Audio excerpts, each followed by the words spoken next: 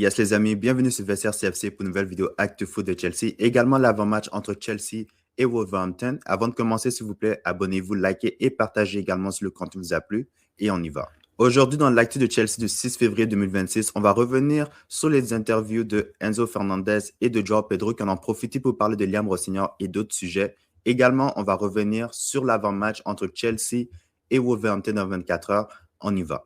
Donc, Enzo Fernandez s'est exprimé au sujet de Liam Rossignol. Voici ce qu'il avait à dire. C'est un excellent entraîneur. Il est arrivé il y a juste un mois, mais il montre déjà tout son potentiel. Le football ne pardonne pas. Il exige des résultats et lui, il parvient à en obtenir, tout en nous donnant beaucoup de confiance. Je ne sais pas si c'était une pique envers Maresca aussi, mais honnêtement, dans le football, c'est vrai que ça ne pardonne pas. C'est juste les résultats qui peuvent te permettre de sauver ton emploi. Et actuellement, comme je le dis, c'est mieux les résultats plutôt que la performance. Il est également revenu sur la défaite contre Arsenal. Il a dit il y a évidemment de la frustration à l'idée de ne pas pouvoir disputer une autre finale avec Chelsea, mais je suis fier de l'équipe qui a tout donné lors de ces deux matchs-là. Maintenant, tout ce qu'on peut faire, c'est se concentrer vraiment sur les autres compétitions. FA Cup, moi, je pense que ça doit être un focus. Et Ligue des Champions, on ne sait jamais jusqu'à où ça peut aller. Mais maintenant, il faut se servir de cette défaite-là pour bâtir pour les autres compétitions aussi. Il est également revenu sur son duo avec Moises Caicedo. Il a dit, j'aime jouer avec Moïse, c'est un monstre. J'adore jouer à ses côtés. Je préfère jouer avec un milieu de terrain comme ça à côté de moi parce que je peux être plus libre.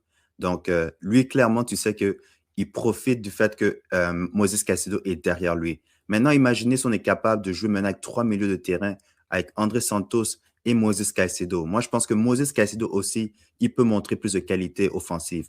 Mais, comme on le sait, c'est sûr que Moises Caicedo, il aide beaucoup Enzo Fernandez. Et par la suite, Enzo Fernandez a aussi parlé au sujet de Frank Lampard. Donc, on dirait qu'il a entendu les comparaisons avec lui récemment. Il a dit que c'est une source d'inspiration. J'ai regardé beaucoup de vidéos de Frank depuis mon arrivée à Chelsea. J'ai vu comment il parvenait à se faufiler dans les derniers tiers du terrain et comment il pénétrait dans la surface de réparation. Donc, ça, c'est une des forces de Enzo Fernandez. Chaque fois qu'il y a un centre ou il y a un ballon dans la surface, tu sais que Enzo Fernandez, il va dans la surface quelque part. Et moi, c'est ça que j'aime de lui parce que dans les moments où on a besoin d'un but, tu sais que lui, il va toujours dans la surface pour créer du danger. Donc ça, c'est vraiment une de ses forces d'après moi. Mais Enzo a quand même rajouté, Frank Lampard, c'est un joueur exceptionnel, c'est une légende ici à Chelsea. Je n'aime pas être comparé à lui car il a accompli beaucoup plus que moi. J'espère suivre ses traces à Chelsea quand même. Il a raison parce que Frank Lampard, d'après moi, une de ses forces aussi, c'était ses frappes de l'extérieur de la surface. Et puis Enzo Fernandez, oui, il a marqué quelques buts de l'extérieur de la surface, des coups francs, mais je pense que c'est pas encore constant. C'est pas assez dangereux. Tu vois, Frank Lampard, quand tu lui donnais beaucoup d'espace à l'extérieur de la surface, souvent, il te faisait payer. Et Enzo, des fois, il a beaucoup de chance et puis souvent, ses tirs sont pas assez dangereux ou bien c'est pas cadré. C'est quelque chose qui peut améliorer éventuellement, mais je pense quand même qu'il a le même type de mentalité que Frank Lampard. C'est quand même un leader aussi dans l'équipe. Donc, je pense que c'est de là que viennent les comparaisons. Donc, dites-moi dans les commentaires, qu'est-ce que vous en pensez? João Pedro s'était également exprimé au sujet de Liam Rossignol. Il a dit la première chose qu'il nous a dit, c'était de jouer avec intensité. Donc, clairement, tu vois que João Pedro, il a appliqué ce que Rossignol a demandé parce que depuis que Rossignol est arrivé, c'est clairement un des meilleurs joueurs de Chelsea. Prochaine nouvelle. Donc, hier, Strasbourg s'est qualifié pour les quarts de finale de la Coupe de France en battant Monaco 3-1 à domicile. Je voulais parler de Strasbourg parce qu'on le sait tous qu'ils font partie de la famille Bluco et qu'il y a plusieurs joueurs actuellement dans cet effectif-là qui sont déjà signés sur Chelsea. Mais il y en a d'autres également aussi qui ne sont pas signés par Chelsea, mais qui méritent quand même qu'on parle d'eux. Parce que cette équipe-là, si vous regardez Strasbourg, honnêtement, moi, je regarde Strasbourg quand je peux et il y a vraiment beaucoup de talent dans cette équipe-là.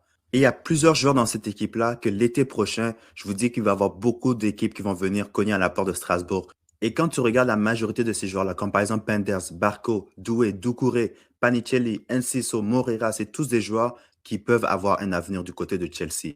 Tu vois, donc il y en a quelques-uns dedans qui sont déjà signés par Chelsea, comme Penders.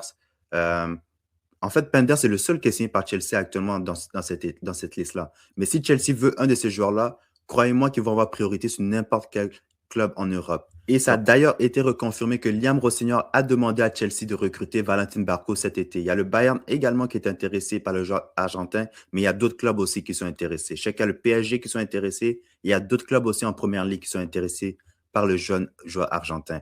Mais comme je le dis, ma prédiction, c'est que Barco, il va être un joueur de Chelsea. Je vois très mal comment Chelsea va vendre Valentin Barco parce que ça, c'est vraiment un joueur qu'on peut utiliser dans notre effectif. En parlant de joueurs qu'on peut utiliser, voici un autre, Diego Moreira. Donc, vous vous rappelez, il est venu à Chelsea en premier. Après, Chelsea l'a revendu à Strasbourg. Je pense que c'était peut-être pour 5 millions d'euros. Et maintenant, facilement, Diego Moreira, sur le marché des transferts, il vaut moins 40 millions d'euros. Donc, d'après moi, Diego Moreira, c'en a un autre que si Chelsea ne pense pas à ramener dans l'équipe première, il va avoir des offres de d'autres clubs. C'est une question de temps aussi. Mais d'après moi, voici les deux joueurs déjà qu'on va voir à Londres en juillet prochain. Donc, dites-moi dans les commentaires, vous, quel joueur de Strasbourg que vous pensez que Chelsea devrait signer. Prochaine nouvelle, donc Adama Traoré s'est excusé auprès de Marco Cucurella. Il a dit c'est vraiment un très bon gars. Tout reste sur le terrain, c'était juste un moment de tension. Je ne voulais vraiment pas faire ça. Ce n'était pas mon intention. Honnêtement, je pense que même Cucurella, je pense qu'il a déjà oublié ça. Je pense que lui, il est tellement un joueur qui est fatigant sur le terrain. Mais c'est quand même bon de la part de Traoré de s'excuser. Et en plus de ça, je pense que c'est deux joueurs qui se connaissent à l'extérieur du terrain parce que les deux, ils ont joué à la Masia et en même temps, c'est deux joueurs aussi qui ont joué avec l'équipe nationale d'Espagne. Prochaine nouvelle, donc c'est officiel, Chelsea va affronter le Real Madrid en huitième de finale de la Youth League. Donc ça, c'est vraiment, si vous voulez voir les futurs talents de Chelsea, ça vaut la peine de regarder ce genre de compétition-là. Mais ils vont jouer contre le Real Madrid au prochain tour. Prochaine nouvelle, donc Mamadou Sarr a été rajouté à la liste de la Ligue des Champions. Donc Essugo a été enlevé. Donc d'après moi, Essugo, ils ont dit jusqu'en mars, mais je pense que peut-être lui, ça va jusqu'à la fin de la saison. Prochaine nouvelle, donc dans les 7 prochains jours, Chelsea a 3 matchs, dont un demain contre Wolverhampton à l'extérieur. Après, c'est Leeds mardi, Hull City en FA Cup vendredi. Et par la suite, il n'y a pas de match pendant 8 jours. Prochaine nouvelle, donc Chelsea va affronter demain Wolverhampton lors d'un match de la Première Ligue, leur 25e de la saison. La dernière fois que Chelsea a joué contre Wolverhampton, ils ont gagné 3-0 à domicile et ils ont remporté les 4 derniers matchs, toutes compétitions confondues. Donc, c'est une occasion demain pour Chelsea de prendre 3 points importants parce qu'actuellement, chaque point est important parce que tu as des United, tu as des Liverpool qui commencent à se réveiller. Donc, Chelsea ne peut pas se permettre d'échapper des points demain contre le dernier de Première Ligue. Comme je le dis, actuellement, chaque point est important. Et puis, nous, on a une occasion en or parce que United, ils jouent contre Tottenham. Et Liverpool, eux, ils jouent contre Manchester City. Donc, dans ces deux-là, il y a quelqu'un qui va échapper des points. Donc, je pense que c'est vraiment une opportunité en or pour Chelsea de prendre les 3 points. On ne peut pas se permettre d'aller là-bas et de faire une nulle ou pire même de perdre ce match-là. Parce que quand tu regardes Wolverhampton, dans les 5 derniers matchs, ils ont 2 défaites. Dans les 2 derniers matchs, ils ont 1 victoire seulement et 2 nuls. Et Chelsea, quand même en première ligue, même si on a perdu contre Arsenal en Carabao Cup, quand même en première ligue, on a remporté nos 3 derniers matchs. Donc, comme je le dis, les seuls actuellement qui sont bien positionnés, c'est Arsenal. De la 2e, 3e, 4e place, je pense que Chelsea peut essayer de viser ça si on reste constant. Donc, petite mise à jour au sujet des retours à l'entraînement. Neto était de retour à l'entraînement. Également, Lavia a été aperçu à l'entraînement, mais je ne pense pas qu'il va être prêt pour le match de demain. Et même chose également pour Mamadou Sarr qui était à l'entraînement aujourd'hui. Donc, est-ce qu'on va le voir demain? Mais il n'y avait aucune nouvelle au sujet de Rich James qui n'était pas à l'entraînement aujourd'hui. Donc, voici d'après moi le 11 de départ que Rossignol va aligner demain contre Wolverhampton. Donc, Sanchez dans les buts, il n'y a aucune surprise là. Gusto en tant que latéral droit. Chalobah et Achepong, j'aimerais les voir en tant que défenseur central demain, même si je ne serais pas surpris qu'il fasse jouer Badiachil demain. Je ne serais tellement pas surpris. Mais si demain, on doit donner l'opportunité à quelqu'un, je pense qu'on devrait le mettre à Achepong parce que, évidemment, je ne pense pas de mettre Achepong et Sarr au début comme ça. Je ne pense pas que ça soit judicieux. Mais j'aimerais voir Achepong avoir une opportunité et Sarr, tout dépendant comment le match se déroule, le faire entrer à la deuxième mi-temps. Cucurella en tant que latéral gauche, même si j'aimerais beaucoup mettre Atto. J'aimerais mettre Cucurella en premier et tout dépendant, comme j'ai dit, le match par la suite, tu peux faire rentrer Atto à la deuxième mi-temps.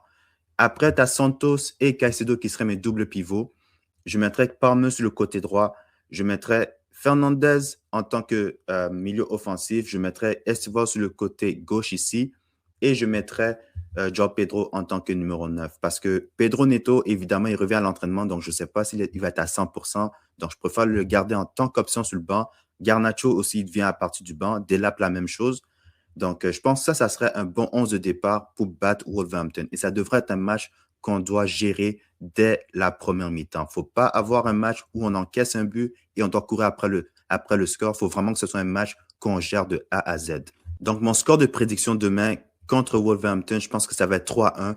Je vais aller avec un but de João Pedro, Estevao et un but de Palmer demain lors de la victoire de Chelsea 3-1. Donc, dites-moi dans les commentaires, est-ce que vous êtes d'accord avec mon 11 de départ? Sinon, c'est quoi que vous changeriez dans le 11 de départ? Et c'est quoi aussi votre score de prédiction avec vos buteurs? Donc, ceci conclut l'actu autour de Chelsea. Donc, demandez dans les commentaires quel joueur de Strasbourg vous a le plus impressionné et que vous aimeriez voir du côté de Chelsea. Également, dites-moi votre score de prédiction demain avec les buteurs aussi. Abonnez-vous, likez, partagez et on se retrouve dans un prochain vidéo.